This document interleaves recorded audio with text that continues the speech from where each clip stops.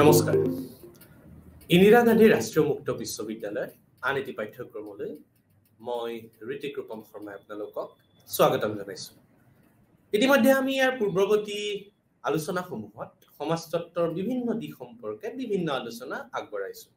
আৰু আজি সমাজতত্ত্বৰে এটি গুৰুত্বপূৰ্ণ দিশৰ সম্পৰ্কে আপোনালোকৰ লগত আলোচনা কৰিবলৈ আগবাঢ়িছো আৰু যিটো বিষয় আজি আমি আগবঢ়াইছো সেই বিষয়টো সম্পৰ্কে বিশদভাৱে অধ্যয়ন কৰিছিল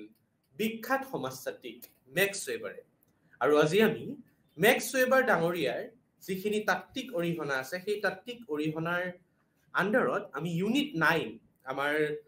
যিটো ইন্দিৰা গান্ধী ৰাষ্ট্ৰীয় মুক্ত বিশ্ববিদ্যালয়ৰ যিটো BSOC 133 সোশিয়োলজিক্যাল থিওৰি অৰ্থাৎ সমাজতত্ত্বৰ বিভিন্ন তত্ত্ব সম্পৰ্কে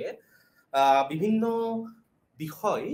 এই পাঠ্যক্ৰমটোত আগবঢ়োৱা হৈছে আৰু আজি আমি ইয়াৰে আণ্ডাৰৰ ব্লক 3 অৰ্থাৎ মেক্স ৱেবাৰ ডাঙৰীয়াৰ যিটো ব্লক 3 আণ্ডাৰত মেক্স ৱেবাৰ ডাঙৰীয়াৰ বিভিন্ন ধৰণৰ অৰিহণাৰ বিষয়ে উল্লেখ আছে আপোনালোকে কিতাপখন মেলিলেই গম পাব তাৰে প্ৰথমতে আমি মেক্স ৱেবাৰ ডাঙৰীয়াৰ বিভিন্ন ধৰণৰ ফিলচফিকেল যিখিনি তেওঁলোকে অৰিহণা আগবঢ়াইছিলে সেইখিনি বিষয়ে আমি অধ্যয়ন কৰিছো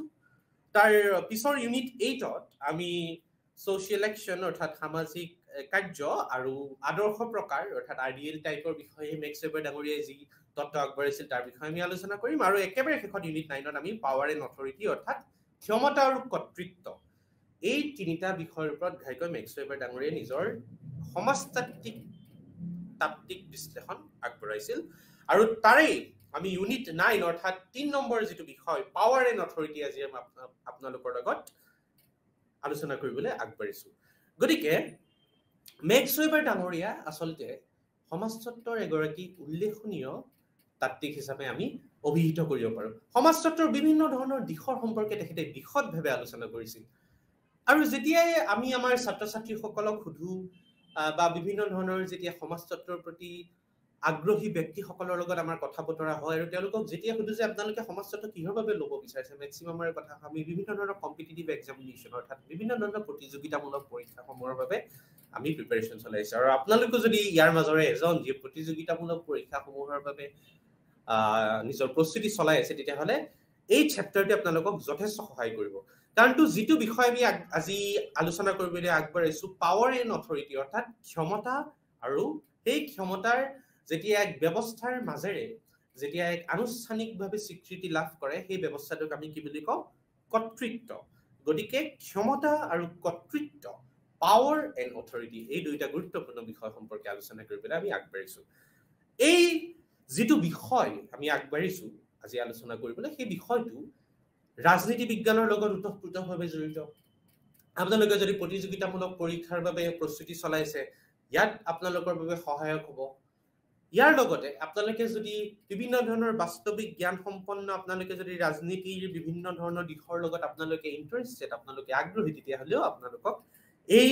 চেপ্টাৰটোৱে আপোনালোকক যথেষ্ট ধৰণে সহায় কৰিব গতিকে আহক আমি এই চেপ্টাৰটোৰ বিষয়ে আমি ডিটেইলছত এই অধ্যায়টো আমি সুন্দৰভাৱে বিশদভাৱে আমি আলোচনা কৰিবলৈ আগবাঢ়ো গতিকে ক্ষমতা আৰু কৰ্তৃত্ব প্ৰথমে আমি আলোচনা কৰিম কিহৰ বাবে আমি এই বিষয়টো বাছি ললো ইয়াৰ পিছতে আমি এটা ইন্ট্ৰডাকচন অৰ্থাৎ আৰম্ভণি আগবঢ়াম ইয়াৰ পিছতে আমি আমাৰ মূল অধ্যায়লৈ আগবাঢ়িম অৰ্থাৎ ক্ষমতা আৰু কৰ্তৃত্ব সম্পৰ্কে বিভিন্ন ধৰণৰ ধাৰণা তাৰ প্ৰথমতে আমি আলোচনা কৰিম ক্ষমতা অৰ্থাৎ পাৱাৰ বা শক্তি দ্বিতীয়তে আমি আলোচনা কৰিম অথৰিটি অৰ্থাৎ কৰ্তৃত্ব আৰু একেবাৰে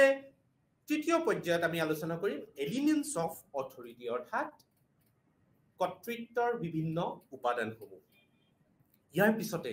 খুবেই গুৰুত্বপূৰ্ণ আমি এটা বিষয় আলোচনা কৰিম আৰু যিটো বিষয় সম্পৰ্কে আপোনালোক বেছিভাগেই হয়তো সম্ভৱতঃ অৱগত আৰু আপোনালোকে যদি কম্পিটিটিভ এক্সাম বা প্ৰতিযোগিতামূলক পৰীক্ষাৰ বাবে আপোনালোকে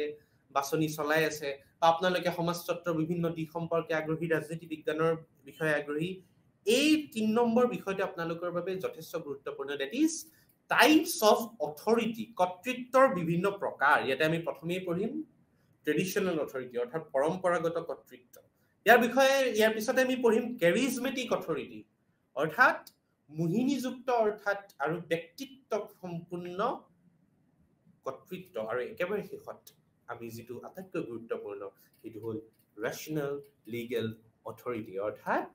যুক্তিবাদী ন্যায়পালিকা কৰ্তৃত্ব। ইয়াৰ পিছতে এই যুক্তিবাদী ন্যায়পালিকা কৰ্তৃত্বৰ ঠিক এটা অংশ হিচাপে আপোনালোক সকলোৱে বা আমি যদি আপোনালোকে কোনো ধৰণে ৰাজনীতি বিজ্ঞানৰ প্ৰতি আপোনালোকে আগ্ৰহী নহয় বা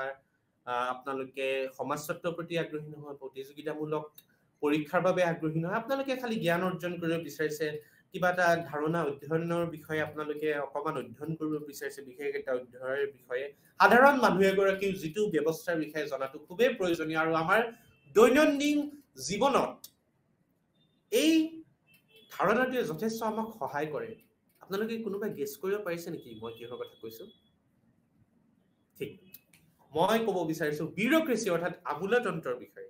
গতিকে আমি ইয়াতে প্ৰথমতে আমি আমোলাতন্ত্ৰৰ বিশেষ আৰু মূল বৈশিষ্ট্যসমূহৰ বিষয়ে আৰম্ভ কৰিম। তাৰ পিছত আমি সেই আমোলাতন্ত্ৰৰ অন্তৰ্গত বিভিন্ন ধৰণৰ ব্যক্তিসকলৰ কি ধৰণৰ তেওঁলোকৰ কাম থাকে, কাৰ্য থাকে, তাৰ বিষয়ে আমি আলোচনা কৰিম আৰু একেবাৰে শেষত আমি এটা সামৰণি হিচাপে এই গোটেইবিলাক বিষয় যিবিলাক বিষয়ৰ কথা ইতিমধ্যে আপোনালোকক ক'লো তাৰ বিষয়ে আমি এটা মুখনি মাৰিম আৰু এটা এই ধৰণৰ এটা আলোচনাৰ যোগেদি আমি ক্ষমতা আৰু কৰ্তৃত্বৰ বিষয়ে মেক্স ৱেবাৰ ডাঙৰীয়াই যি তাত্ত্বিক বিশ্লেষণ আগবঢ়াইছিল তাক আমি বিশদভাৱে আলোচনা কৰিম। তেনেহলে বেছি সময় নকৰো, বহু কথা ক'লো, এতিয়া তেনেহলে আমি আৰম্ভ কৰো। ঠিক আছে, তেতিয়াহলে প্ৰথমতে আমি কিনো বিষয়ে পঢ়িম এই অধ্যায়টোত তাৰ বিষয়ে আমি এটা জানি লৈছো। আমি আচলতে মেক্স ৱেবাৰ ডাঙৰীয়াই বিভিন্ন ধৰণৰ তত্ত্ব সমাজতত্ত্বৰ উত্থানৰ সম্পৰ্কে আগবঢ়াইছে আৰু সেই তত্ত্বসমূহে সমাজতত্ত্বক আজি এক গুৰুত্বপূৰ্ণ যি আমি এক অধ্যয়নৰ বিষয় হিচাপে অধ্যয়ন কৰি আছো তাত কিন্তু প্ৰভূত অৰিহণা আগবঢ়াইছে। ইয়াতে কাৰো কোনো এক বিন্দু শংকা নাই। গতিকে মেক্স ৱেবাৰ ডাঙৰীয়াই যিখিনি তাত্ত্বিক বিশ্লেষণ আগবঢ়াইছিল সেই তাত্ত্বিক বিশ্লেষণখিনি অকল সমাজতত্ত্বৰ বিষয়ে নহয়, তেওঁ ৰাজনীতি বিজ্ঞান, তেওঁ ইতিহাস বিজ্ঞান অৰ্থাৎ হিষ্ট্ৰী, তেওঁ বিভিন্ন ধৰণৰ আমাৰ ডে টু ডে লাইফত অৰ্থাৎ আমাৰ দৈনন্দিন জীৱনত যি ধৰণৰ ধাৰণাসমূহক আমাক বৰ্তাই ৰাখিছে সেই ধাৰণাসমূহৰ বিষয়ে বিশদ বিৱৰণ, তাত্ত্বিক বিশ্লেষণ ইত্যাদি বিভিন্ন দিশত তেখেতে আলোচনা নিজৰ আগবঢ়াইছে, যিয়ে সমাজতত্ত্বক এক গুৰুত্বপূৰ্ণ বিষয় হিচাপে প্ৰতিষ্ঠা কৰিবলৈ নিশ্চয়কৈ প্ৰভূত অৰিহণা আগবঢ়াইছে আৰু তাৰ ভিতৰত অন্যতম এটি গুৰুত্বপূৰ্ণ বিষয় হ'ল ক্ষমতা আৰু কৰ্তৃত্ব। গতিকে মেক্স ৱেবাৰ ডাঙৰীয়াই ক্ষমতা আৰু কৰ্তৃত্বৰ বিষয়ে কি কৈছিলে আমি তাক বিশদভাৱে আলোচনা কৰিম। এতিয়া যদি মই আপোনালোকক সুধো ক্ষমতা আৰু কৰ্তৃত্ব মানে কি, what is power and what is authority, এই ধৰণৰ যদি প্ৰশ্নটো আপোনালোকক সুধি দিওঁ তেতিয়াহ'লে আপোনালোকে সলসলীয়াকৈ নিশ্চয় সকলোৱে ক'ব পাৰিব। কিন্তু মেক্স ৱেবাৰ ডাঙৰীয়াই সমাজতত্ত্বক বেছ হিচাপে ৰাখি, সমাজতত্ত্বক আধাৰ হিচাপে ৰাখি তেখেতে নিজৰ আলোচনাটো আগবঢ়াইছে। মই মাজে মাজে ইংৰাজী শব্দৰ কথা কৈছো আৰু লগে লগে মই অসমীয়াটো তাৰ কিন্তু ভাঙনি কৰি দিছো, কাৰণ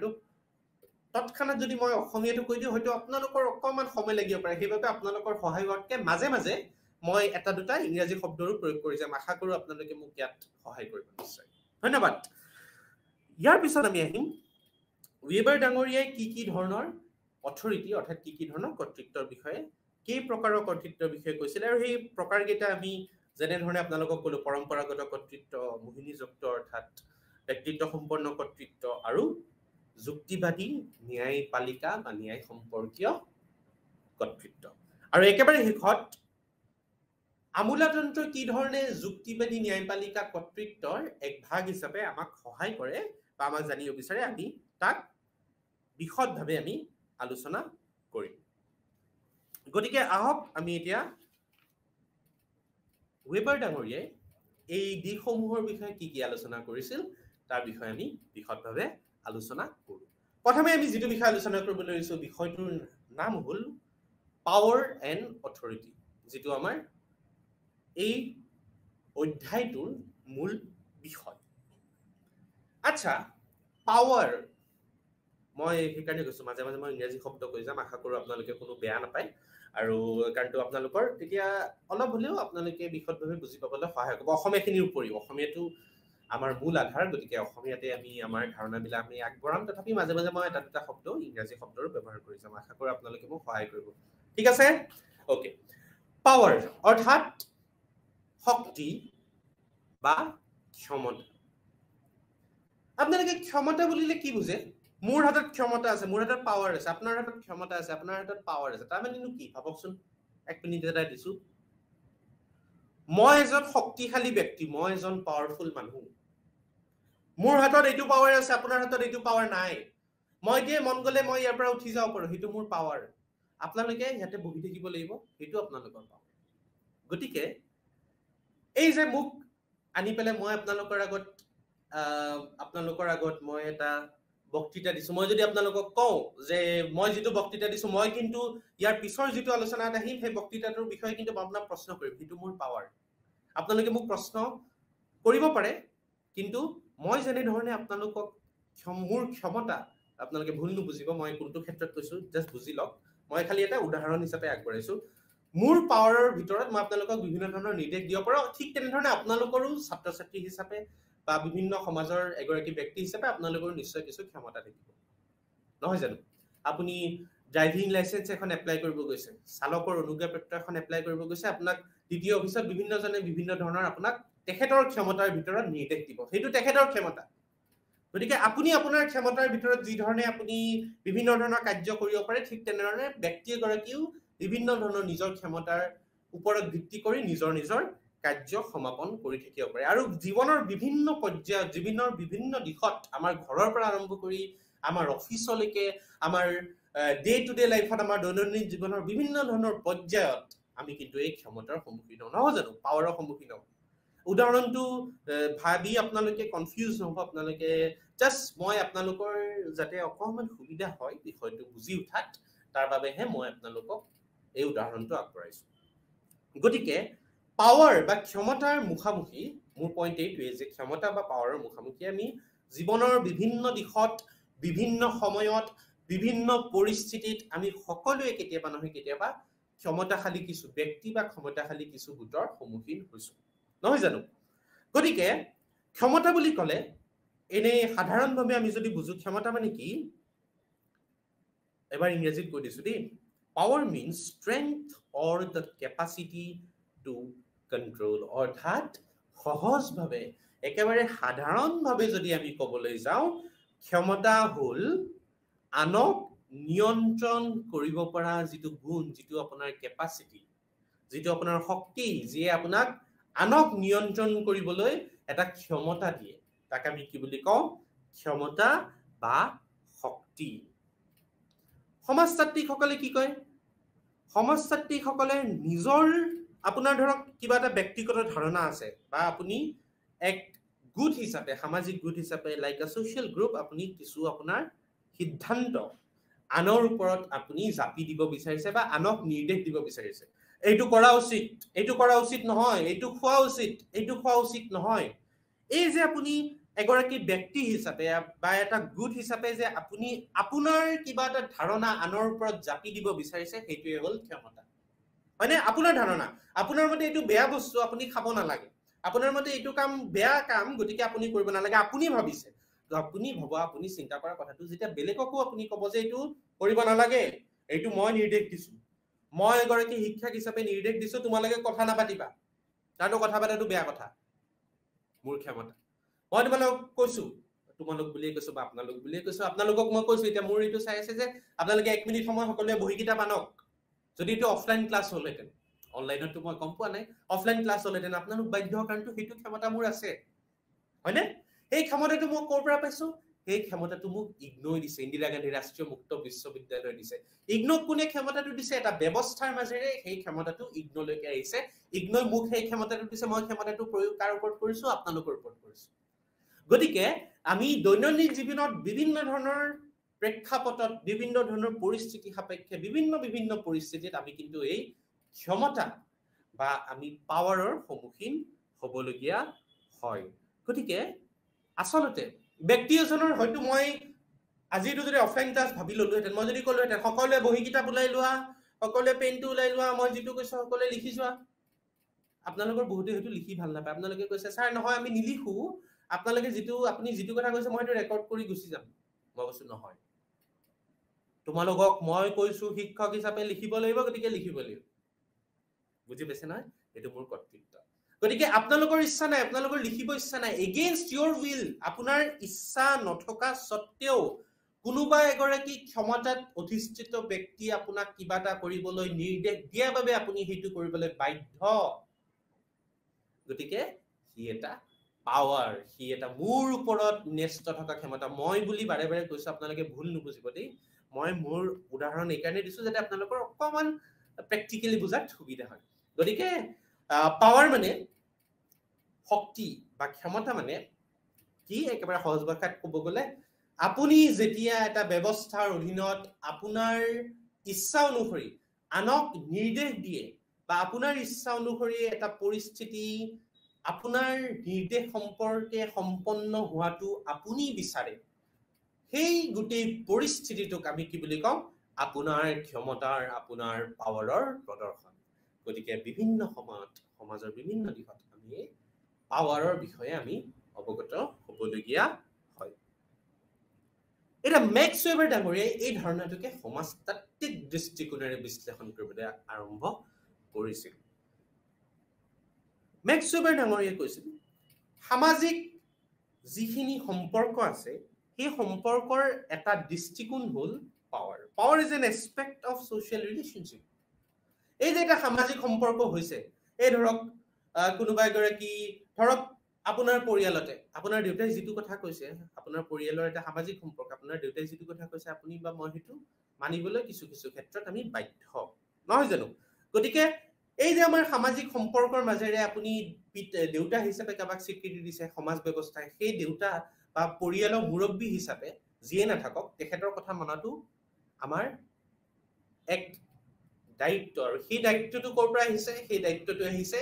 সেই পৰিয়ালৰ মূল ব্যক্তিগৰাকীৰ হাতত ন্যস্ত থকা ক্ষমতা বা পাৱাৰৰ মাজেৰে নহয় জানো গতিকে বিভিন্ন ধৰণৰ সামাজিক সম্পৰ্কত শক্তি বা ক্ষমতা ন্যস্ত হৈ থাকে ঠিক আমি এইটো ক্ষেত্ৰত ক'ব পাৰো সামাজিক কথোপকথনত ক্ষমতা বিৰাজমান আৰু এই ক্ষমতা বিভিন্ন দিশত বিৰাজমান যিহেতু সি এক সামাজিক বৈষম্যমূলক পৰিস্থিতিৰো কিন্তু সৃষ্টি কৰে কি কৈছে মই ধৰিব পাৰিছেনে অকমান সহজ কৰি দিছো মই আকৌ এবাৰ কৈছো সামাজিক কথোপকথন অৰ্থাৎ ছ'চিয়েল ইণ্টাৰেকশ্যনত ক্ষমতা প্ৰত্যেক ক্ষেত্ৰতে বিৰাজমান হয়নে সকলোতে পাৱাৰ আছে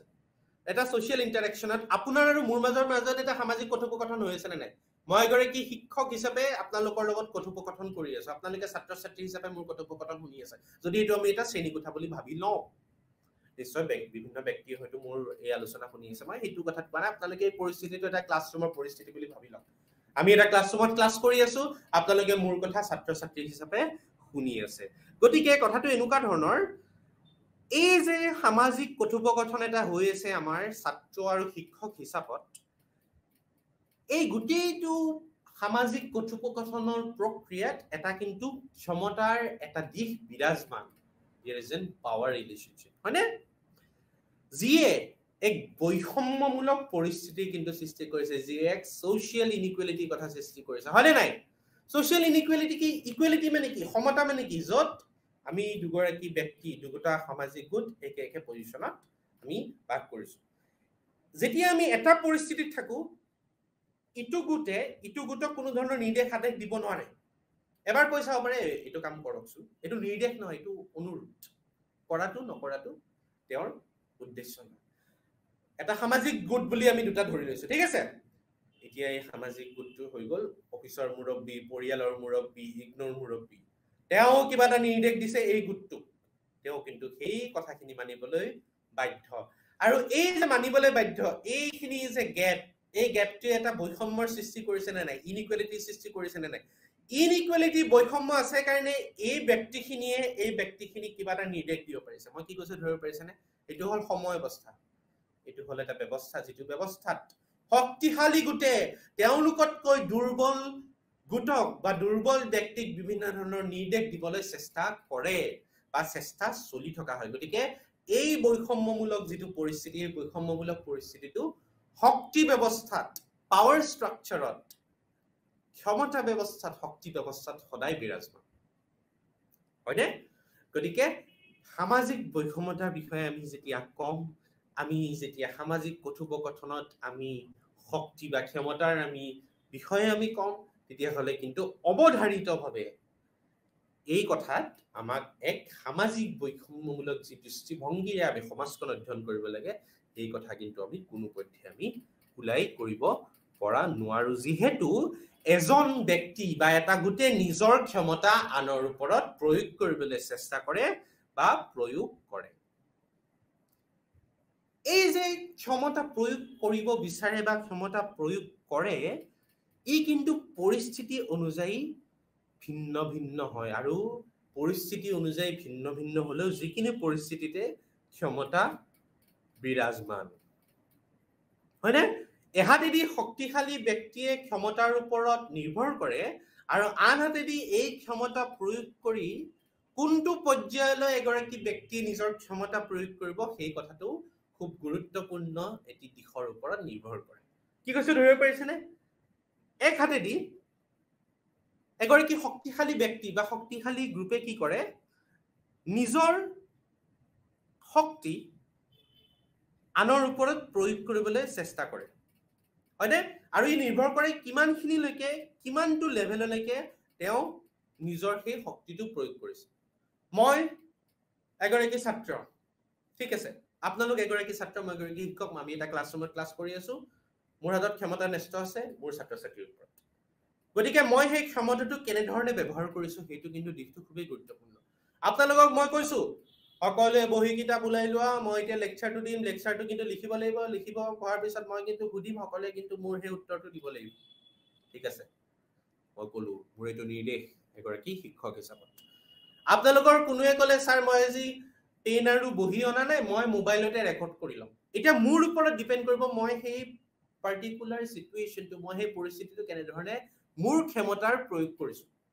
হয়নে মই তেখেতক ক'ব পাৰো ঠিক আছে একো কথা নাই কাৰণটো মই লিখিব দিছো তুমি ৰেকৰ্ড কৰি লবা ৰেকৰ্ড কৰি ললে কথা নাই কালি কিন্তু মই তোমাক কৈ দিম মই এনে ধৰণে থব পাৰো নহলে মই মোৰ ক্ষমতাৰ প্ৰয়োগ কেনেকৈ ক'ব পাৰো মই তেখেতক ক'ব পাৰো এই বহি কিতাপ নহাকে ক্লাছত আহি নেকি ওলাই যোৱা এতিয়া ওলাই যোৱা get out from da class মোৰ ক্ষমতাৰ প্ৰয়োগ পৰিস্থিতি এটাই পৰিস্থিতিটো হ'ল মই কিবা এটা নিৰ্দেশ দিছো নিৰ্দেশটো ব্যক্তিগৰাকীয়ে সময়ত পৰিস্থিতি অনুযায়ী পূৰণ কৰিব পৰা নাই নহয় পূৰণ কৰিব তেওঁ পৰা নাই পূৰণ কৰিব নোৱাৰাৰ বাবে মই তেওঁক নিৰ্দেশ দিছো সেই নিৰ্দেশটোৰ প্ৰয়োগ মই কেনে ধৰণে কৰিছো মোৰ ওপৰত নিৰ্ভৰ কৰিব যিহেতু সেই সময়ত ক্ষমতাটো মোৰ ওপৰত ন্যস্ত আছিল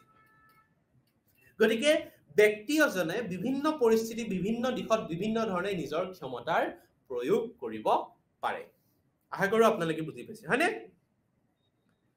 আমি প্ৰায় ভাবো যে এই যে ক্ষমতাৰ কথাটো এই যে ক্ষমতাৰ বিভিন্ন দিশ অকল ৰাজনৈতিক দিশৰ সৈতে জড়িত ৰাজনীতিৰ সৈতে জড়িত হয়নে ৰাজনীতিক ব্যক্তিসকলে আপোনালোকক কিবা এটা নিৰ্দেশ দিছে বা বিভিন্ন ধৰণৰ আপোনালোকে বিভিন্ন পৰিস্থিতিত বিভিন্ন ধৰণে এটা ব্যৱস্থাৰ মাজেৰে আমোলাতান্ত্ৰিক ব্যৱস্থাৰ মাজেৰে আপুনি ক্ষমতা লাভ কৰিছে সেই ক্ষমতাৰ বলত বলিয়ান হৈ কোনোবাই আপোনাক কিবা নিৰ্দেশ দিছে গতিকে মেইনলি মুখ্যতঃ প্ৰায়ভাগ মানুহে বা প্ৰায়ভাগ ব্যক্তিৰে এটা উতঃপ্ৰোতঃ ধাৰণা আছে যে ক্ষমতাটো অকল ৰাজনীতি বা পলিটিক্সৰ লগত জড়িত কিন্তু নহয় বিভিন্ন ধৰণৰ মই আপোনালোকক যেনে ধৰণে ক'লো বিভিন্ন ধৰণৰ পৰিস্থিতিত বিভিন্ন ধৰণৰ প্ৰেক্ষাপটত বিভিন্ন ধৰণৰ সিচুৱেচনত বিভিন্ন ক্ষেত্ৰত কিন্তু এই পাৱাৰ অৰ্থাৎ শক্তি বিভিন্ন বিভিন্ন দিশত বিভিন্ন ধৰণে কি বুলি কম বিৰাজমান ঠিক আছে কেতিয়াবা আকৌ পটককে শব্দবিলাক নাহে আশা কৰো আপোনালোকে বুজিবলৈ অসুবিধা হোৱা নাই বুজি পাইছে নিশ্চয় এই যে আপুনি ব্যক্তি ৰাস্তা দি গৈ আছে আপোনাক কোনোবাকে ব্যক্তি কৈছে যে মই আজি দুদিন ধৰি খাব পোৱা নাই আপুনি মোক কিবা এটা অৰিহণা দিয়ক আপুনি তেখেতক কিবা এটা দান দিলে সেইটো আপোনাৰ ক্ষমতা হয়নে নে সেইটো আপোনাৰ অৰ্থনৈতিক ক্ষমতা যে আপুনি সেই ব্যক্তিগৰাকীতকে অৰ্থনৈতিকভাৱে বেছি ক্ষমতাশীল গতিকে এই ব্যক্তিগৰাকীক আপুনি ওপৰত থকা ব্যক্তি হিচাপে সহায় কৰিছে সেইটো এটা ক্ষমতা মই ছাত্ৰ ছাত্ৰীক গালি দিছো সেইটো মোৰ ক্ষমতা ঠিক তেনেকে মোক দেউতাই ঘৰত গৈ মোক গালি দিছে সেইটো দেউতাৰ ক্ষমতা হয়নে আপুনি ৰাস্তাত গৈ আছে পুলিচে আপোনাক ৰখাইছে সেইটো পুলিচৰ ক্ষমতা গতিকে বিভিন্ন ক্ষেত্ৰত বিভিন্ন দিশত আমাৰ জীৱনৰ দৈনন্দিন জীৱনৰ বিভিন্ন পৰিস্থিতিত আমি কিন্তু এই ক্ষমতাৰ সন্মুখীন হ'বলগীয়া হয় নহয় জানো গতিকে ক্ষমতাটো যে অকল ৰাজনীতিৰ লগত জড়িত সেই ভুল ধাৰণা কিন্তু আপোনালোকে নকৰিব বা আপোনালোকে ভাবি নলব গতিকে প্ৰত্যেক দিশতে প্ৰত্যেকটো পৰ্যায়তে আমি জীৱনৰ আমি কিন্তু এই ক্ষমতাৰ সন্মুখীন হওঁ আৰু সেই কথা আপোনালোকে কেতিয়াও ওলাই নকৰিব আচ্ছা এই যে আমি তেতিয়াৰ পৰা ক্ষমতাৰ কথা কৈ আছো এই ক্ষমতাৰ আচলতে উৎসসমূহ কি কি এবাৰ পটককে আমি এই উৎসসমূহৰ বিষয়ে আমি চাই লৈছো প্ৰথম উৎস আমি ক'ব পাৰো বিভিন্ন ধৰণৰ যেতিয়া এটা এখন ফ্ৰী মাৰ্কেট ইয়াতে আমাৰ ইন্দিৰা গান্ধী ৰাষ্ট্ৰীয় মুক্ত বিশ্ববিদ্যালয় পাঠ্যক্ৰমত এই বিষয়ে উল্লেখ কৰা আছে আপোনালোকে পেজ নম্বৰটো লিখি ল'ব পাৰে 116 নম্বৰ গতিকে এই আলোচনাটো যেতিয়া আপোনালোকে শুনি আছে পেজ নম্বৰ 116 আপোনালোকে উলাই ল'ব ঠিক আছে তেতিয়া আপোনালোকৰ সহায় বেছি ধৰণে সহায় হ'ব আপোনালোকে বুজিবলৈ প্ৰথম আমি উদাহৰণ হিচাপে ল'ব পাৰো ক্ষমতাৰ উৎস আহিব পাৰে এটা ফ্ৰী মাৰ্কেট সিচুৱেশন এখন মুক্ত বজাৰ ব্যৱস্থাৰ মাজেৰে কেনে ধৰণে এই বজাৰত ধৰক আপুনি চেনি ব্যৱসায় কৰিছে বজাৰত ধৰক আপুনি আমৰ ব্যৱসায় কৰিছে আমৰ উদাহৰণটো বুট কৰো এতিয়া বেছি ফলপ্ৰসূ হ'ব না এতিয়া সকলে গৰমৰ দিন আপোনালোকে নিশ্চয় আম খাই আছে মও খাই আছো আম গতিকে এই যে আমৰ দাম কিমান হ'ব আম কেনে ধৰণে কাক আমি সাপ্লাই দিম এই যে মহাৰাষ্ট্ৰৰ আম বিলাক কেনে ধৰণে কোনে খাব পাব মহাৰাষ্ট্ৰৰ আম অসমত আহিবনে অসমৰ আম মহাৰাষ্ট্ৰত যাবনে বাংলাদেশৰ আম অসমত আহিবনে এই যে বিভিন্ন ধৰণৰ পৰিস্থিতিত আমি যে আম খাই আছো এই আম কিন্তু এটা বজাৰৰ মুক্ত ব্যৱস্থাই পৰিচালিত কৰিছে আৰু এই মুক্ত ব্যৱস্থা পৰিচালনা কৰাৰ আৰত কিছু ব্যক্তিৰ ক্ষমতা অন্তৰ্নিহিত হৈ আছে আৰু এই ব্যক্তিসকলে ক্ষমতাৰ মাজেৰে কি চেষ্টা কৰে যাতে আটাইতকৈ বেছি প্ৰফিট যিমান পাৰি লাভ তেওঁলোকে এই ব্যৱস্থাৰ মাজেৰে তেওঁলোকে যাতে আৰোহণ কৰিব পাৰে গতিকে প্ৰথম ক্ষমতাৰ উৎস হ'ল মুক্ত ব্যৱস্থাত সকলোৱে বজাৰ ব্যৱস্থাত সোমাব পাৰে কিন্তু কেইগৰাকীমান ব্যক্তিৰ ওপৰতহে সেই বজাৰ নিয়ন্ত্ৰণ কৰাৰ ক্ষমতা ন্যস্ত থাকিব দ্বিতীয় উৎসটো হ'ল এক কৰ্তৃত্বশীল সমাজ ব্যৱস্থা যেটো এস্টাবলিশ সিস্টেম যেটো ব্যৱস্থা ইতিমধ্যে এস্টাবলিশ অৰ্থাৎ বিভিন্ন ধৰণে সেই ব্যৱস্থাটো ইতিমধ্যে বৰ্তি হৈ আছে এস্টাবলিশ মানে কি এস্টাবলিশ মানে ইতিমধ্যে স্থাপন হোৱা ব্যৱস্থা যেটো ব্যৱস্থা ইতিমধ্যে চলি আছে আৰু সেই ব্যৱস্থাটো কিহৰ মাজেৰে আহে এক লিগ্যাল এক ন্যায়সম্মত ব্যৱস্থাৰ মাজেৰে আহে এক সম্পূৰ্ণ ব্যৱস্থাৰ মাজেৰে ক্ষমতা এটি গোটক প্ৰদান কৰা হয় আৰু তাক কি বুলি কওঁ আমি কৰ্তৃত্ব গতিকে সেই কৰ্তৃত্বৰ মাজেৰে যেতিয়া ক্ষমতা আহৰণ কৰে কিছুমান নিয়ম নীতি থাকে এনে ঘপককে কৰিব নোৱাৰে হায়াৰকি ওপৰৰ পৰা তললৈ এক সিস্টেম থাকে যেনেদৰে প্ৰিন্সিপালে শিক্ষকক নিৰ্দেশ দিব শিক্ষকে ছাত্ৰ ছাত্ৰীক নিৰ্দেশ দিব ছাত্ৰ ছাত্ৰীৰ ভিতৰতে ক্লাছ কেপ্টেইন থাকে ক্লাছ কেপ্টেইনে নিজৰ শ্ৰেণী ছাত্ৰ ছাত্ৰীসকলক নিৰ্দেশ দিব এই ব্যৱস্থাৰ মাজেৰে ক্ষমতাবিলাক আচলতে বিতৰণ হৈ থাকে ঠিক তেনেদৰে অফিচতো এটা মেনেজিং ডাইৰেক্টৰ থাকিব তেওঁৰ তলত ডাইৰেক্টৰ থাকিব ডাইৰেক্টৰ তলত মেনেজাৰ থাকিব মেনেজাৰৰ তলত লেবাৰ অৰ্থাৎ শ্ৰমিক থাকিব গতিকে ব্যৱস্থাৰ মাজেৰে ক্ষমতা বিতৰণ কৰা হয় গতিকে দ্বিতীয় ব্যৱস্থাটো হ'ল ক্ষমতাৰ উৎস হ'ল যেতিয়া ব্যৱস্থাৰ মাজেৰে ক্ষমতা ব্যক্তিসকলক প্ৰদান কৰা হয় থ্ৰু আ এস্টাবলিশড সিস্টেম অফ অথৰিটি আৰু য'ত এক অফিচ ব্যৱস্থা হয়নে কাৰ্যালয়ৰ ব্যৱস্থা আমোলাতন্ত্ৰৰ ব্যৱস্থাৰ মাজেৰে কি হয় ক্ষমতা বিতৰণৰ ব্যৱস্থাটো সুচাৰুৰূপে পৰিচালিত হয় গতিকে ক্ষমতাৰ উৎস বুলি ক'লে মুক্ত বজাৰ ব্যৱস্থাৰ লগতে এক সামাজিক ব্যৱস্থাৰ মাজেৰে যি ক্ষমতা আনক প্ৰদান কৰা হয় এক নিয়ম নীতি ৰুলছ ৰেগুলেশ্যনৰ আধাৰত গতিকে দ্বিতীয়টো আমি যদি ক'ব বিচাৰো দ্বিতীয় কৰ্তৃত্ব হ'ল ঠিক তেনেকুৱা ধৰণৰ গতিকে কৰ্তৃত্বৰ কথা কৈ আছোই যেতিয়া কৰ্তৃত্বৰ বিষয়ে আমি বিশদভাৱে আলোচনা কৰো নিশ্চয় আশা কৰো এতিয়ালৈকে যিখিনি পঢ়াইছো আপোনালোকে বুজি পাইছে আৰু বাৰে বাৰে কৈছো পেজ নম্বৰ 116 আপোনালোকে উলাই ল'ব পাৰে ইন্দিৰা গান্ধী ৰাষ্ট্ৰীয় মুক্ত বিশ্ববিদ্যালয়ৰ পাঠ্যক্ৰম ঠিক আছে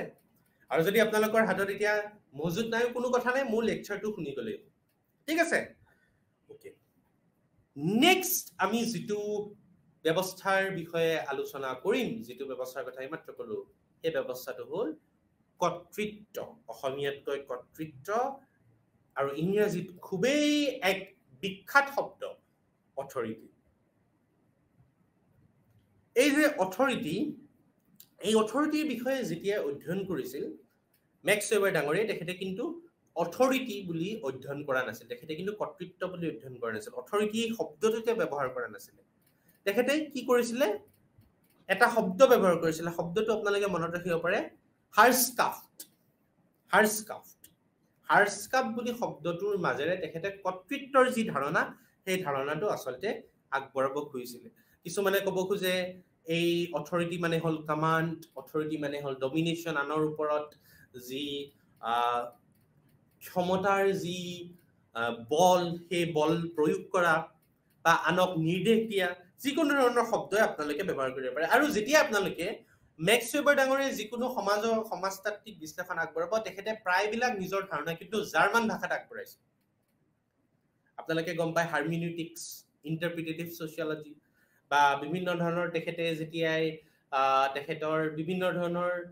শব্দৰ বিষয়ে তেওঁলোকে অধ্যয়ন কৰিছিলে মেক্স ৱেবাৰ ডাঙৰীয়াই, তেতিয়াই তেখেতে এই শব্দবিলাকত কিন্তু জাৰ্মান ভাষাৰ যি প্ৰয়োগ আছিলে সেই জাৰ্মান ভাষাৰ প্ৰয়োগ কৰিছিলে। গতিকে যেতিয়া আপোনালোকে মেক্স ৱেবাৰ ডাঙৰীয়াৰ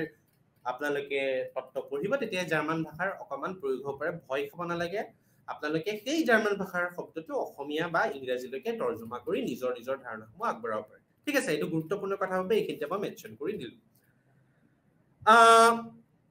হাৰ্স্কাফ্ট বা কৰ্তৃত্ব বা অথৰিটি যিয়ে নকওক আপোনালোকে, একচুৱেলি দুটা শব্দৰ পৰা ডিৰাইভ হৈছে। ডেট ইজ হাৰ। হাৰ মানে হ'ল গৰাকী যিয়ে আনক নিৰ্দেশ দিয়ে। অকে, হাৰ, হাৰ্স্কাফ্ট মানে যি ব্যক্তি মাষ্টাৰ, যি ব্যক্তি গৰাকী, যি ব্যক্তি ক্ষমতাশালী, সেই ব্যক্তিয়ে আনক যি নিৰ্দেশ দিয়ে তাক কি বুলি কয়, হাৰ। জাৰ্মান ভাষাত, আমাৰ ইংৰাজী ভাষাত নহয় দেই, HERR, হাৰ। ঠিক আছে, গতিকে হাৰ শব্দটো কি ক্ষেত্ৰত ব্যৱহাৰ কৰা হয়, যেতিয়া এগৰাকী ব্যক্তিয়ে বা গৰাকীয়ে আনক ডমিনেট, আনৰ ওপৰত নিজৰ শক্তি প্ৰয়োগ কৰিব বিচাৰে বা আনক নিৰ্দেশ দিব বিচাৰে, তাক কি বুলি কোৱা হয়, হাৰ। ৰেইমণ্ড এৰল আন এগৰাকী সমাজতাত্ত্বিক, তেখেতে কি কৈছিলে, হাৰ্স্কাফ্ট। হাৰ্স্কাফ্ট মানে কি হ'ল, এগৰাকী গৰাকীৰ যিটো ক্ষমতা, যিটো ক্ষমতাৰ মাধ্যমেৰে তেখেতে আনৰ ওপৰত নিজৰ ধাৰণা জাপি দিব বিচাৰে, বলবৎ কৰিব বিচাৰে, সেই ব্যৱস্থাটোক কি বুলি কোৱা হয়, হাৰ্স্কাফ্ট বা অথৰিটি। ৰেইমণ্ড এৰল আন এগৰাকী সমাজতাত্ত্বিক, যি ধাৰণা মেক্স ৱেবাৰ ডাঙৰীয়াই আগবঢ়াইছিল, সেই ধাৰণাকে অকণমান বহলভাৱে বিশ্লেষণ কৰি ৰেইমণ্ড ডাঙৰীয়াই এই কথাটো আগবঢ়াইছিল যে এগৰাকী গৰাকীয়ে যি আনৰ ওপৰত ক্ষমতা প্ৰয়োগৰ যি ব্যৱস্থা, এই ক্ষমতা প্ৰয়োগৰ ব্যৱস্থাক আমি অথৰিটি, হাৰ্স্কাফ্ট বা কৰ্তৃত্ব যি ভাষাৰে নকওক আপোনালোকে কৰিব পাৰে। এতিয়া এই যে আমি কৰ্তৃত্বৰ বিষয়ে যে মেক্স ৱেবাৰ ডাঙৰীয়াই আগবঢ়ালে বা কৰ্তৃত্বৰ বিষয়ে যি ৰেইমণ্ড এৰল ডাঙৰীয়াই যি ধাৰণা আগবঢ়ালে, এই ধাৰণাৰ মূল উপাদানসমূহ কি কি, মই 5টা পইণ্ট আপোনালোকক কৈ দিছো, মনত ৰাখিব। ঠিক আছে, প্ৰথম পইণ্টটো হ'ল, এটা গোটত কি লাগিব, এগৰাকী ব্যক্তি বা এজন গৰাকী ৰুলাৰ বা মাষ্টাৰ হ'ব লাগিব। অকে, এটা গোটো হ'ব পাৰে, এজন ব্যক্তি হ'ব পাৰে। ৰুলাৰ মানে কি, শাসক বা মাষ্টাৰ বা গৰাকী। এটা গ্ৰুপত বা এজন ব্যক্তি কি হ'ব পাৰে, শাসক বা গৰাকী হ'ব পাৰে। ঠিক শাসক বা গৰাকী হলেতো নহ'ব, শাসক বা গৰাকী অকলে কিবা কৰিব পাৰিব নেকি? সেই শাসক বা গৰাকীক কি লাগিব, তেওঁলোকে নিয়ন্ত্ৰণ কৰিব পৰা কিছু সুশীত বা কিছু ব্যক্তি লাগিব, যিয়ে তেওঁলোকৰ কথা বতৰা, তেওঁলোকৰ নিৰ্দেশ মানি চলিব। গতিকে ছেকেণ্ডত কি লাগিব, ইণ্ডিভিজুৱেলৰ গ্ৰুপ, ডেট ইজ ৰুলড, যি তেওঁলোকে শাসন কৰিব। শাসক বা গৰাকী বা এটা গ্ৰুপ যি শাসক বা গৰাকী হিচাপে সেই গোটটোৱে অতিবাহিত কৰিব নিজৰ জীৱন ধাৰণ প্ৰণালী, এই প্ৰণালীটো চলাবৰ কাৰণে কি লাগিব, কিছু ব্যক্তি লাগিব, যিয়ে তেওঁলোকৰ কথা শুনিব, যিয়ে তেওঁলোকৰ মতে চলিব, যাৰ ওপৰত তেওঁলোকে নিৰ্দেশটো পালন কৰিব পাৰে। অকল শিক্ষক হলে নহব নহয়, মোৰ ওপৰত ছাত্ৰ ছাত্ৰী লাগিব। মই অকল শিক্ষক হৈ পেলাই মই অকলে বহি আছো, মই অকলে কাৰোবাক নিৰ্দেশ দি আছো, অকলে নহবতো। মই এগৰাকী মাষ্টাৰ বা গৰাকী, ভুল নুবুজিব, মাষ্টাৰ বা গৰাকী হিচাপে মই আপোনালোকক কিছু নিৰ্দেশ দিব পাৰো, কিন্তু আপোনালোকো লাগিব, মোক ছাত্ৰ ছাত্ৰীও লাগিব, যাৰ ওপৰত মই নিৰ্দেশটো দিম। অকে, তাৰপিছত কি হ'ব লাগিব, মোৰ যি ধাৰণা আছে কিবা এটা বিষয় সম্পৰ্কে, ধৰক আজি মই ক্লাছটো কৰাইছো, মই কৈছো যে আপোনালোকে সেই বস্তুটো আপোনালোকে লিখিব লাগিব।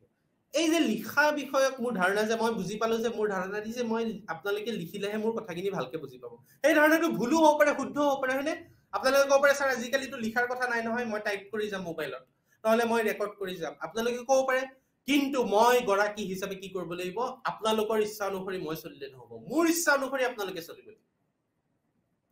বুজিছে নহয়? তেতিয়াহে মোৰ ক্ষমতাৰ প্ৰয়োগ কৰা হ'ব। ঠিক আছে? গতিকে তৃতীয় উপাদানটো এইটো যে মোৰ ইচ্ছামতে, গৰাকীৰ ইচ্ছামতে, ক্ষমতাশালী ব্যক্তিগৰাকীৰ ইচ্ছামতে বাকী ব্যক্তিসকল পৰিচালিত হ'ব লাগিব। আৰু কি হ'ব লাগিব? পৰিচালিত হোৱাৰ লগে লগে আপোনালোকে বা যিখিনি ছাত্ৰ ছাত্ৰী আছে বা যিসকল ব্যক্তিক ক্ষমতাশালী ব্যক্তিসকলে নিয়ন্ত্ৰণ কৰিব, সেই ব্যক্তিসকলে সেই ক্ষমতাশালী ব্যক্তিগৰাকীক শ্ৰদ্ধা কৰিব লাগিব। সেই ব্যক্তিগৰাকীক কি কৰিব লাগিব? অবিডিয়েন্স, তেওঁলোকে যিটো কথা কৈছে সেই কথাটোক আখৰে আখৰে পালন কৰিব লাগিব, যে হয় আপুনি মোতকৈ ক্ষমতাশীল, আপোনাৰ অধীন আমি, গতিকে আপুনি যিখিনি কথা কয় সেইখিনি আমি বিনা বাক্যবে আপুনি যিটো কথা কৈছে মই চকু মুদি শুনি থাকিম। ঠিক আছে? সেই কিন্তু এটা ক্ষমতা, সেই কামাণ্ড কিন্তু নিজৰ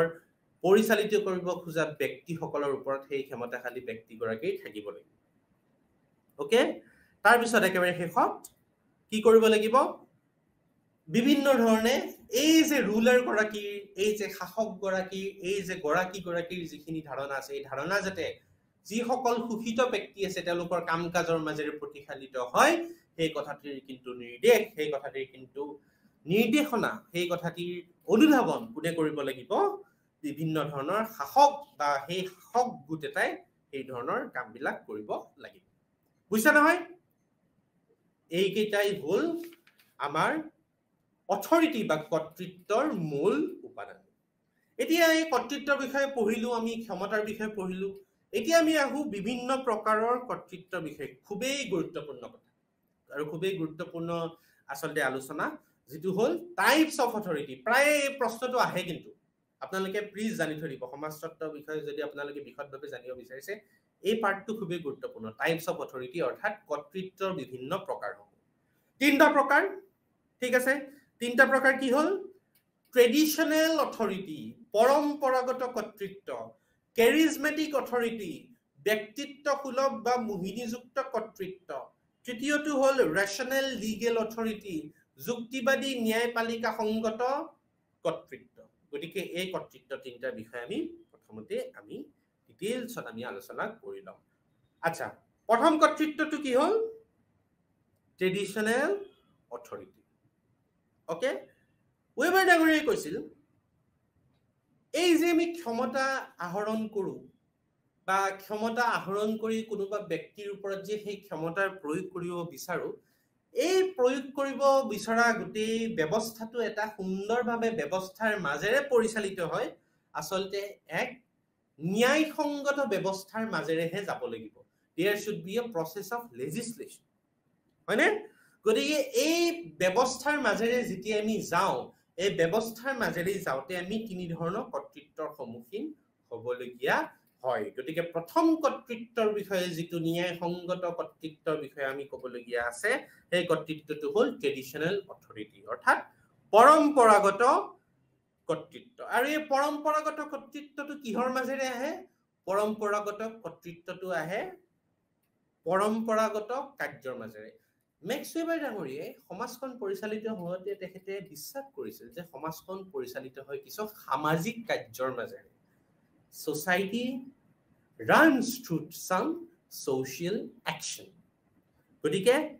পৰম্পৰাগত কৰ্তৃত্ব কোনটো ছ'চিয়েল একশ্যনৰ দ্বাৰা পৰিচালিত হয়, কোনটো সামাজিক কাৰ্যৰ দ্বাৰা পৰিচালিত হয়? যিহেতু তাৰ নামটোৱে পৰম্পৰাগত কৰ্তৃত্ব, বিভিন্ন ধৰণৰ পৰম্পৰাগত কাৰ্যৰ মাজেৰে যেতিয়া এক প্ৰপাৰ নিয়ম নীতিৰ মাজেৰে, পৰম্পৰাগত প্ৰক্ৰিয়াৰ মাজেৰে যেতিয়া ক্ষমতা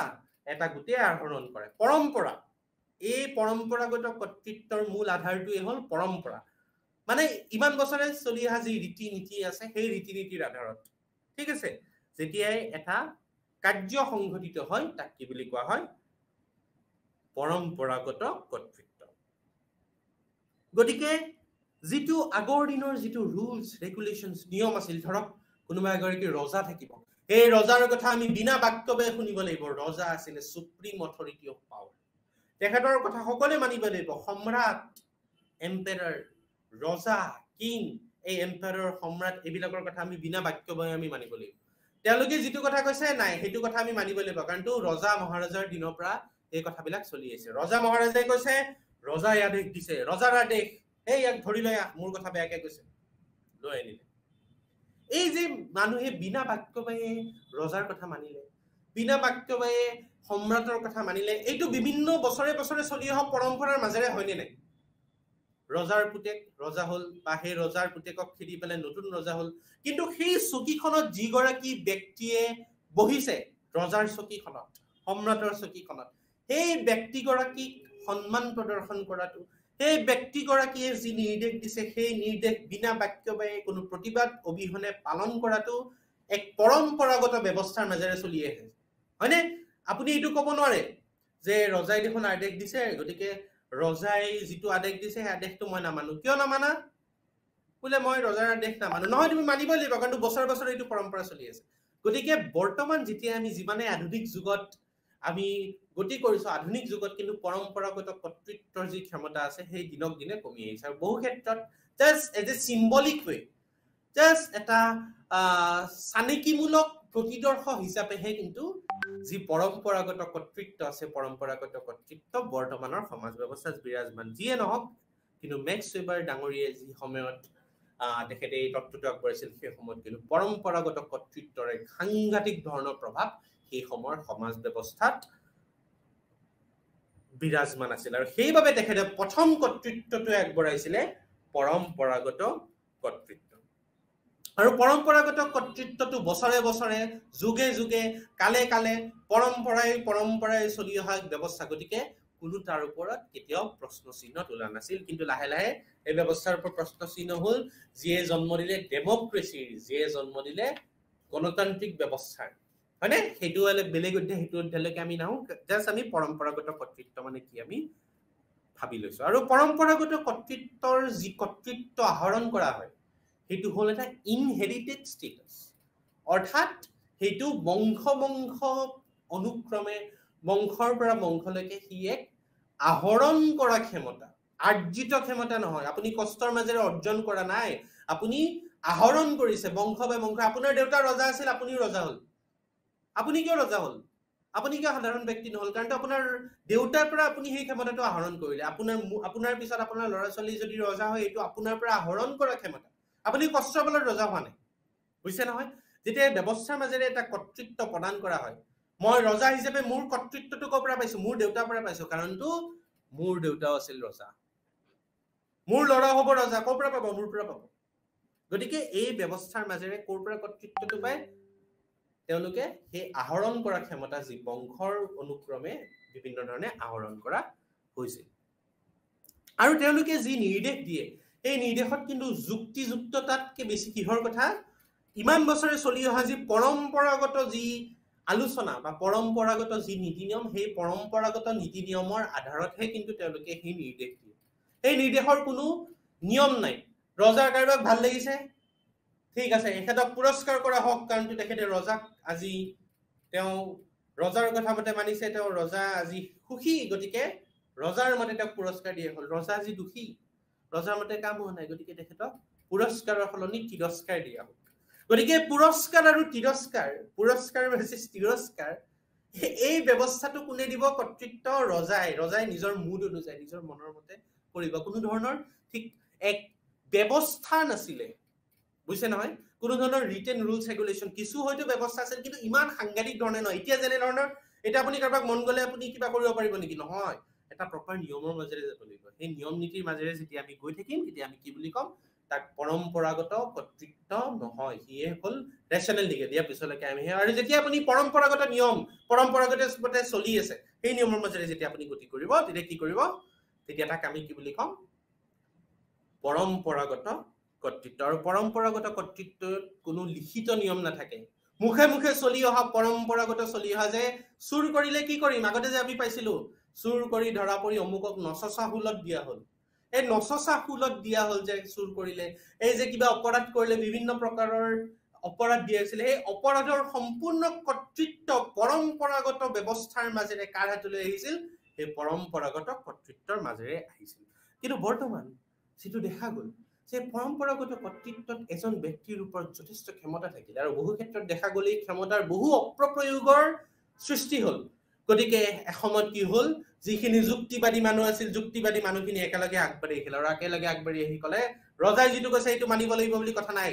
ৰজাই যদি কিবা আদেশ দিয়ে সেই আদেশ হ'ব লাগিব যুক্তিৰ ওপৰত প্ৰতিষ্ঠিত। আৰু লাহে লাহে যিমানে আমি আধুনিক সমাজলৈকে গতি কৰিছো, আমি দেখা পাইছো যে এই পৰম্পৰাগত কৰ্তৃত্বৰ যি ক্ষমতা আছিল দিনক দিনে কমি আহিছে। আজিকালিও আপোনালোকে পৰম্পৰাগত কৰ্তৃত্ব যিবিলাক মনাৰ্কিকেল চিষ্টেম, যিবিলাক কি বুলি কয় ৰজাসুলভ বা ৰাজ্য ৰজাকেন্দ্ৰিক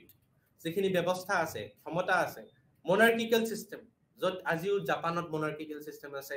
গ্ৰেট ব্ৰিটেইনত মনাৰ্কিকেল চিষ্টেম আছে, ৰাজনৈতিক ব্যৱস্থা। কিন্তু সেই ৰাজনৈতিক ব্যৱস্থাসমূহ আপোনালোকে চালে গম পাব, জাষ্ট তেওঁলোকক এক চিম্বলিক ৰুলাৰ, চানেকিমূলক শাসক হিচাপেহে তেওঁলোকক প্ৰতিষ্ঠিত কৰা হৈছে। তেওঁলোকৰ সেই ক্ষমতাটো কিন্তু দিনক দিনে তেওঁলোকৰ হাতৰ পৰা লাহেকে কমাই অনা হৈছে। কিন্তু তথাপিও কিছু কিছু দেশত, যেনে আপোনালোকে নৰ্থ কোৰিয়া বা কিছু কিছু ক্ষেত্ৰত চীন দেশতো আপোনালোকে এতিয়াও এই পৰম্পৰাগত কৰ্তৃত্বৰ ব্যৱস্থা এটা আপোনালোকে দেখা পাব। ঠিক আছে, পৰম্পৰাগত কৰ্তৃত্বৰ পিছৰ কথাটো, কৰ্তৃত্বটো হ'লে খুবেই আমোদজনক, খুবেই এক ইণ্টাৰেষ্টিং আমি কৰ্তৃত্ব, পৰম্পৰাগত কৰ্তৃত্বৰ পিছৰ কৰ্তৃত্বটো, সেইটো হ'ল কেৰিজমেটিক অথৰিটি। কেৰিজমা মানে কি? মোহিনী বা ব্যক্তিত্ব সুলভ, পাৰ্চনেলিটি। কিছুমান ব্যক্তি আছে, সেই ব্যক্তিবিলাকে কি কৰে, সেই ব্যক্তিবিলাকৰ কিছুমান অসাধাৰণ গুণ থাকে। এই অসাধাৰণ গুণেদি কি কৰিব পাৰে, তেওঁলোকে আন ব্যক্তিতকে যে কিছু পৃথক সেই কথাটো সমাজত প্ৰতিষ্ঠিত কৰিব পাৰে, হয়নে? এতিয়া আপুনি মই কিবা এটা কথা ক'লে সেইটো কথা নুশুনিব পাৰে, কিন্তু যদি এগৰাকী ধৰক এতিয়া এসময়ত মই আজিকালি যেতিয়াই আমি কেৰিজমাৰ কথা কওঁ, আমি মোহিনীৰ কথা কওঁ, আমি শক্তিশালী ব্যক্তিত্বৰ কথা কওঁ, আৰু কেৰিজমেটিক পাৰ্চনেলিটিৰ কথা ক'লে এগৰাকী ব্যক্তিৰ নাম আমি সকলোৱে হয়তো আমি নিঃসন্দেহে আমি তেখেতৰ নামটো ল'ব পাৰিম। সেইগৰাকী ব্যক্তি হ'ল মহাত্মা গান্ধী। মহাত্মা গান্ধী ডাঙৰীয়াৰ এটা মাত্ৰ আদেশতে, এটা মাত্ৰ আদেশো নহয়, এটা মাত্ৰ অনুৰোধতে লাখ লাখ কোটি কোটি জনতাই ব্ৰিটিছ শাসনৰ বিৰুদ্ধে ভাৰ বান্ধি ওলাই লৈ আহিছিল। নিজৰ প্ৰাণৰ মমতা ত্যাগ কৰি, ফেমিলি আছে, চিন্তা কৰা নাই, দেশ উদ্ধাৰ কৰিব লাগে, এগৰাকী ব্যক্তিৰ মাত্ৰ এটা অনুৰোধত। আৰু সেই অনুৰোধটো ক'ৰ পৰা আহিছিল? মহাত্মা গান্ধীৰ হাতত কোনো ক্ষমতা নাছিল।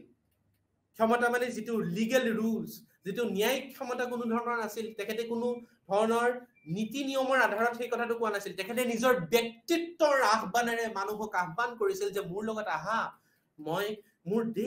দেশৰ ব্যক্তিসকলে আজি কান্দিছে, মোৰ দেশৰ ব্যক্তিসকল আজি অসুবিধাত আছে, গতিকে আপোনালোকে সকলোৱে ওলাই আহক। এই হ'ল মহাত্মা গান্ধীৰ ব্যক্তিত্ব সুলভ ক্ষমতা। কিছু কিছু ব্যক্তি নিজৰ এই ব্যক্তিত্ব সুলভ ক্ষমতা দি কি কৰিব পাৰে, নিজৰ আশে পাশে ব্যক্তিসকলক বিভিন্ন ধৰণে ইনফ্লুৱেঞ্চ কৰিব পাৰে, বিভিন্ন ধৰণে প্ৰভাৱিত কৰিব পাৰে, হয়নে? আপোনালোকেও ভাবকচোন, আপোনালোকৰ ওচৰ পাজৰে তেনেকুৱা ব্যক্তি আছেনে? যে ব্যক্তিগৰাকীৰ হাতত কোনো ক'ব গ'লে কোনো ন্যায়িক ক্ষমতা নাই, কোনো ধৰণৰ যুক্তিবাদী ক্ষমতা নাই, কোনো ধৰণৰ লেজিসলেশ্যন নাই, কোনো ধৰণৰ ব্যৱস্থাৰ মাজেৰে তেখেতে কৰ্তৃত্ব পোৱা নাই, কিন্তু তেখেতৰ ব্যক্তিত্বটো এনেকুৱা। তেখেতে কোনো নহয়, কিন্তু তেখেতৰ ব্যক্তিত্বটো এনেকুৱা। তেখেতৰ এটা আহ্বানত গাঁৱৰ সকলো ব্যক্তি একেলগ হৈছে। তেখেতৰ এটা আহ্বানত কিবা এটা ব্যৱস্থাৰ বিষয়ে আমি প্ৰতিবাদ কৰিবলৈ আগবাঢ়ি আহিছো। কিবা এটা ব্যৱস্থা ভাল হোৱা নাই, আমি তেখেতক গৈ পেলাই তেখেতক আমি অনুৰোধ কৰিছো যে আপুনি দাদা এইটো কথা এবাৰ মাত পাতি দিয়ক। গতিকে এইসকল ব্যক্তি কি হ'ল, কিহৰ পৰা ক্ষমতা আহে? তেওঁলোকৰ কেৰিজমা, তেওঁলোকৰ মাজত থকা ব্যক্তিত্ব, তেওঁলোকৰ মাজত থকা মোহিনীযুক্ত যি ব্যক্তিত্ব, সেই ব্যক্তিত্বৰ পৰা এই ক্ষমতা আহে। তৃতীয় যিটো এই দুটা যিটো কৰ্তৃত্বৰ বিষয়ে আমি কলো, প্ৰথম কৰ্তৃত্বটো কি আছিলে? পাহৰিলে নেকি? পাহৰাটো নাই? কি আছিলে? পৰম্পৰাগত কৰ্তৃত্ব, ট্ৰেডিশনেল অথৰিটি। দ্বিতীয়টো কি আছিলে? কেৰিজমেটিক অথৰিটি, মোহিনীযুক্ত কৰ্তৃত্ব। আৰু তৃতীয়টো, এই দুটা কৰ্তৃত্বৰ বেচিকেলি পৰম্পৰাৰ মাজেদি অহা, ব্যক্তিত্বৰ মাজেদি অহা কৰ্তৃত্ব, আৰু যিটো একেবাৰে সঠিক নিয়ম নীতিৰ মাজেৰে যিটো ক্ষমতা আহৰণ কৰা হয়, তাক কি বুলি কোৱা হয়? নামটোতে সোমাই আছে ৰেচনেল লিগেল। ৰেচনেল মানে যুক্তিৰ ওপৰত প্ৰতিষ্ঠিত, এনে ঘপককে নহয়। ৰজাৰ মন গৈছে কাৰোবাক পুৰস্কাৰ দিছে কাৰোবাক তিৰস্কাৰ দিছে পুৰস্কাৰ ভাৰ্চেছ তিৰস্কাৰ ব্যৱস্থাৰ পৰা আমি আগবাঢ়ি আহি নিয়মত আছে যে ইমানখিনি কিমান চুৰি কৰিলে এইটো নিয়ম ডকাইতি কৰিলে এইটো কাৰোবাক হত্যা কৰিলে এইটো ৰজাৰ মতে নহব এটা প্ৰপাৰ নিয়ম থাকিব নীতি নিয়মৰ মাজেৰে সেই ব্যৱস্থাটো যেতিয়া পৰিচালিত হয় ব্যৱস্থাটোৰ অধীনত কিছু ব্যক্তিক যেতিয়া ক্ষমতা দিয়া হয় যিটো ক্ষমতা অধিষ্ঠিত হ'ব যুক্তিৰ ওপৰত যিটো ক্ষমতা অধিষ্ঠিত হ'ব বিভিন্ন ধৰণৰ ন্যায়িক ব্যৱস্থাৰ ওপৰত তাকে আমি কি বুলি কম যুক্তিবাদী ন্যায়পালিকা কৰ্তৃত্ব কি কৈ যাওকচোন যতে আছে মোৰ লগতে কৈ যাব ৰেচনেল লিগেল অথৰিটি অৰ্থাৎ যুক্তিবাদী ন্যায়পালিকা কৰ্তৃত্ব ঠিক আছে গতিকে এই কৰ্তৃত্ব ৰেচনেলো হয় যুক্তিবাদী হয় আৰু লিগেলো হয় অৰ্থাৎ ন্যায় ব্যৱস্থাৰ মাজেৰে পৰিচালিত এক ব্যৱস্থা আৰু বৰ্তমান যিটো আমি কৰ্তৃত্ব আমি দেখা পাওঁ বেছিভাগ ক্ষেত্ৰতে পৰম্পৰাগত কৰ্তৃত্ব হয়তো কিছু পৰিমাণে মেনেজমেণ্ট কিন্তু ইমান শক্তিশালী নহয় মোহিনীযুক্ত যিটো কৰ্তৃত্ব আছে অৰ্থাৎ ব্যক্তিত্বসুলভ বা মোহিনীযুক্ত অৰ্থাৎ আমাৰ কেৰিজমেটিক পাৰ্চনেলিটি বা কেৰিজমেটিক অথৰিটিৰ যিটো কৰ্তৃত্ব আছে সিও বিভিন্ন ক্ষেত্ৰত পৰিসীমিত লিমিটেড বৰ্তমানৰ ব্যৱস্থাত আটাইতকৈ বেছি শক্তিশালীভাৱে পৰিচালিত হোৱা ব্যৱস্থাটোৱে হ'ল ৰেচনেল লিগেল অথৰিটি যুক্তিও আছে য'ত ন্যায় ব্যৱস্থাও আছে ন্যায়পালিকাৰ মাজেৰে পৰিচালিত হয় সেই ব্যৱস্থাটো কি বুলি কম ৰেচনেল লিগেল অথৰিটি আৰু বৰ্তমানৰ সমাজ ব্যৱস্থা বৰ্তমানৰ আধুনিক সমাজত আটাইতকৈ যিটো কৰ্তৃত্ব বিৰাজমান সেই কৰ্তৃত্বটোৱে হ'ল যুক্তিবাদী ন্যায়পালিকা কৰ্তৃত্ব আৰু সেই কৰ্তৃত্বটোৰ আমি এটা প্ৰকাৰ হিচাপে আমি কাক চাব পাৰো যিটো বিষয় আমি আপোনালোকে যিসকলে প্ৰতিযোগিতামূলক পৰীক্ষাৰ কাৰণে প্ৰিপাৰেচন কৰিছে সিভিল সাৰ্ভিস অসামৰিক সেৱাৰ কাৰণে প্ৰতিষ্ঠা কৰি আছে আপোনালোকৰ বাবে এইটো জনাটো খুবেই প্ৰয়োজনীয় সেইটো হ'ল বিউৰোক্ৰেসি আমোলাতন্ত্ৰ এই গোটেই আমোলাতন্ত্ৰৰ যিটো ব্যৱস্থা আমোলাতন্ত্ৰৰ ব্যৱস্থাটো কিছু লিখিত নীতি নিয়মৰ ওপৰত অধিষ্ঠিত হয়নে নাই প্ৰত্যেকটো অফিচৰে কিছু লিখিত ৰীতি নিয়ম থাকে যে আমি আমাৰ প্ৰিন্সিপাল কলেজ এখনতে ধৰক কলেজ এখনৰ প্ৰিন্সিপাল ছাৰে যিটো আদেশ দিব আমি শিক্ষক শিক্ষয়িত্ৰী হিচাপে আমি সেইটো মানি চলাটো মোৰ দায়িত্ব আমাৰ গুৱাহাটী বিশ্ববিদ্যালয়ত যিটো আমাৰ গুৱাহাটী বিশ্ববিদ্যালয়ৰ উপাচাৰ্য ছাৰে যিটো নিৰ্দেশ দিব সেই নিৰ্দেশটো মই তেখেতে এটা নীতি নিয়মৰ ভিতৰত দিব সেই লিখিত নীতি নিয়মৰ ভিতৰত মনাটো মোৰ দায়িত্ব মোৰ কৰ্তব্য গতিকে সেই কৰ্তব্য ব্যৱস্থাটো গোটেইটো এটা আমোলাতান্ত্ৰিক ব্যৱস্থাৰ মাজেৰে গৈ আছে হোৱাট ইজ আমোলাতন্ত্ৰ বা বিউৰোক্ৰেসি হ'ল এক ব্যৱস্থা যি ব্যৱস্থা ইয়াৰ দ্বাৰা পৰিচালিত হয় যুক্তিবাদী ন্যায়পালিকা ব্যৱস্থাৰ দ্বাৰা পৰিচালিত হয় আৰু মেক্স ৱেবাৰ ডাঙৰীয়া আমোলাতন্ত্ৰৰ ব্যৱস্থাটো খুব গভীৰভাৱে তেখেতে অধ্যয়ন কৰিছিল আৰু গভীৰভাৱে অধ্যয়ন কৰোঁতে তেখেতে কেইটামান বৈশিষ্ট্য আগবঢ়াইছিল ওকে এই বৈশিষ্ট্যবিলাক কেনেকুৱা ধৰণৰ এটা আমোলাতান্ত্ৰিক ব্যৱস্থা সুচাৰুৰূপে পৰিচালিত হ'বলৈ কিছুমান ৰীতি নিয়ম পৰিচালিত হ'ব যিবিলাক ৰীতি নীতি নিয়মৰ অধীনত বিভিন্ন ধৰণৰ ব্যক্তিক বিভিন্ন ধৰণৰ ক্ষমতা বিতৰণ কৰা হয় অৰ্থাৎ মই যদি প্ৰিন্সিপাল হয় এখন কলেজৰ মোৰ ক্ষমতা বেলেগ মই যদি শিক্ষক হওঁ মোৰ ক্ষমতা বেলেগ মই যদি এগৰাকী ছাত্ৰ প্ৰতিনিধি হওঁ মই যদি এগৰাকী জিএছ হওঁ কলেজত মোৰ ক্ষমতা বেলেগ এই ধৰণৰ বিভিন্ন মোৰ ক্ষমতাটো কেনেকুৱা ধৰণৰ হ'ব মই বহি থকা চকীখনৰ ওপৰত ভিত্তি কৰি সেই তাৰ এটা লিখিত ৰীতি নীতি লিখিত নিয়ম থাকিব লাগিব এনে ঘপককে নহয় এই নিয়মৰ অধীনতহে মই নিৰ্দেশবিলাক দিব পাৰিম আৰু আপোনালোকে সেই নিৰ্দেশসমূহ এই নিয়মৰ অধীনত মানি চলাটো আপোনালোকৰ বাবেও জৰুৰী নহয় দ্বিতীয় কথাটো হ'ল এই গোটেই ব্যৱস্থাটোত কিছুমান হায়াৰকি থাকিব লাগে হায়াৰকি মানে বিতৰণ ব্যৱস্থা ওপৰৰ পৰা তললৈকে হায়াৰকি বুলি যিটো আমি কওঁ ষ্টেপ বাই ষ্টেপ বিতৰণ ব্যৱস্থা হয়নে হায়াৰকি মানে ধৰক ওপৰত এগৰাকী বছ থাকিব ওপৰত তেখেতে যিমানে ওপৰত থাকিব সিমানে তেখেতৰ ক্ষমতা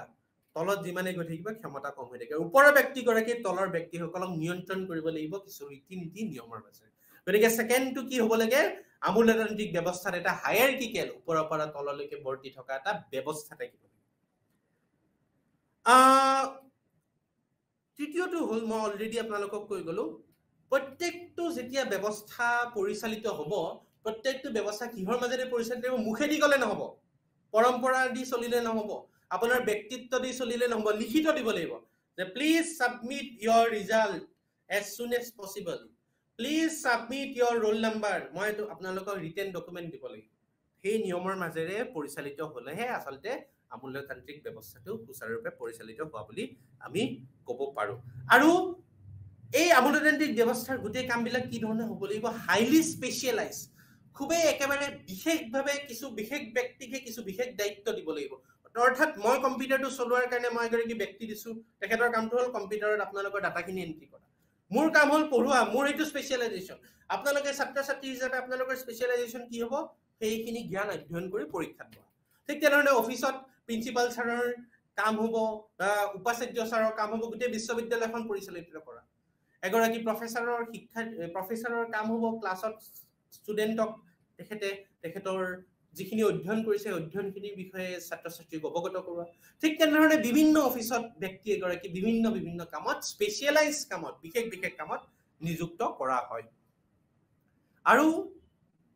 এই আমূল্যতান্ত্ৰিক ব্যৱস্থাত এক গোটেই ব্যৱস্থাটোতে কিন্তু আমাক ব্যক্তিবিলাক কি লাগিব সম্পূৰ্ণ এক ব্যৱস্থাত ব্যক্তিসকলৰ নিজৰ কামবিলাক সুচাৰুৰূপে পালন কৰিব লাগিব তাৰ কাৰণে আমাক কি লাগিব এডিকুৱেট ষ্টাফ হয়নে প্ৰিন্সিপাল ছাৰৰ লগতে শিক্ষক শিক্ষয়িত্ৰী পৰ্যাপ্ত লাগিব শিক্ষক শিক্ষয়িত্ৰীৰ লগতে যিসকলে শিক্ষক শিক্ষয়িত্ৰীসকলক সহায় কৰিব বিভিন্ন অফিচৰ ব্যক্তিসকল তেওঁলোককো লাগিব এই গোটেইবিলাকৰ মাজেৰেহে অকল এটা ব্যৱস্থা পৰিচালিত হ'ব অকল প্ৰিন্সিপাল এগৰাকীয়ে কোনো কলেজ চলাব নোৱাৰে অকল উপাচাৰ্য মহোদয়ে কোনো এখন বিশ্ববিদ্যালয় চলাব নোৱাৰে তেওঁ গোটেই অফিচিয়েলছ লাগিব ছাত্ৰ ছাত্ৰী লাগিব শিক্ষক শিক্ষয়িত্ৰী লাগিব এই ব্যৱস্থাৰ মাজেৰে গোটেই ব্যৱস্থাটো পৰিচালিত হ'ব গতিকে এইখিনি হ'ল এগৰাকী আমূল্যতান্ত্ৰিক ব্যৱস্থাৰ বিশেষত্ব আৰু এগৰাকী ব্যক্তি কি কাম কৰিব লাগিব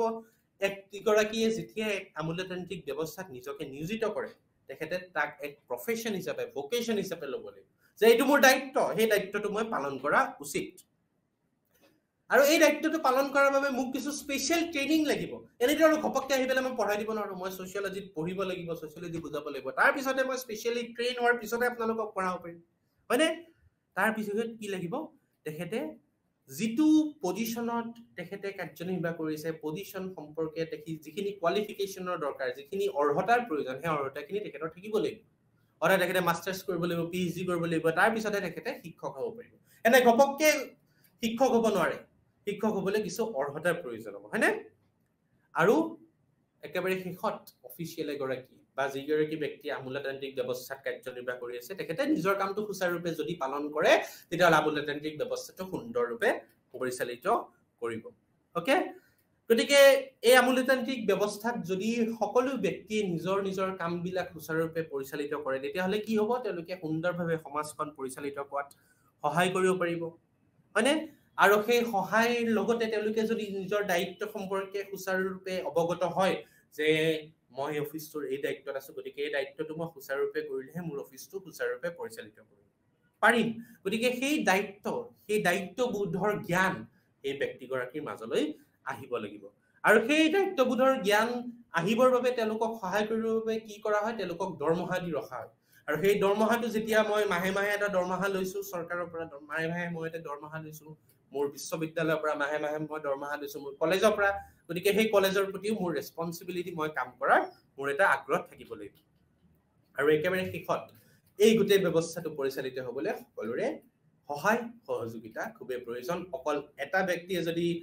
এটা ব্যৱস্থা পৰিচালিত কৰিব পাৰে যে এটা আপোনালোকে ঘৰ ভাবি লওক এই ঘৰটোৰ মাজৰ পৰা আপুনি এটা ইটা খুলি লৈ আহক গোটেই ঘৰটোৱে বাগৰি পৰিব গতিকে এই ঘৰৰ যেনে ধৰণে প্ৰত্যেকটো ইটা গাঁথনি দি আমি এটা ঘৰ বনাও বিল্ডিং বনাও ঠিক তেনে ধৰণে সেই ব্যৱস্থাটো প্ৰত্যেকটো ইটাৰে প্ৰত্যেকটো ব্যক্তিৰে প্ৰত্যেকগৰাকী কৰ্মচাৰীৰে নিজৰ দায়িত্ববোধ দায়িত্ব জ্ঞান থকাটো খুবেই প্ৰয়োজনীয় গতিকে বন্ধুসকল ছাত্ৰ ছাত্ৰীসকল আৰু যিসকলে আজি এই শ্ৰেণীটো ইমান সময় উপভোগ কৰিলে আপোনালোক সকলোকে বহুত ধন্যবাদ ইমান সময় আপোনালোকে লেকচাৰটো শুনি থকাৰ বাবে আশা কৰো ইন্দিৰা গান্ধী ৰাষ্ট্ৰীয় মুক্ত বিশ্ববিদ্যালয়ৰ এই পাঠ্যক্ৰমে আপোনালোকক সহায় কৰিছে আশা কৰিম আপোনালোকে এই কিতাপখন আকৌ এবাৰ মেলি ল'ব যেটো মই আপোনালোকক ক'লো BSOC 133 Sociological Theory ব্লক আমি আজি ব্লক ইউনিট 9 ব্লক কিমান ব্লক আছিল এইটো ব্লক 3 ইউনিট 9 ৰ বিষয়ে আমি পঢ়িলো এনে ধৰণে পৰৱৰ্তী শ্ৰেণীসমূহত আমি সমাজতত্বৰ বিষয়ে আলোচনা কৰিম আশা কৰো আপোনালোকে সুন্দৰভাৱে বুজি পাইছে এনে ধৰণে পুনৰ ক্লাছত লগ পোৱাৰ প্ৰতিশ্ৰুতি আজিলৈ বিদায় লৈছো ধন্যবাদ হেভ এ গুড ডে হেড থ্যাংক ইউ বাই বাই নমস্কাৰ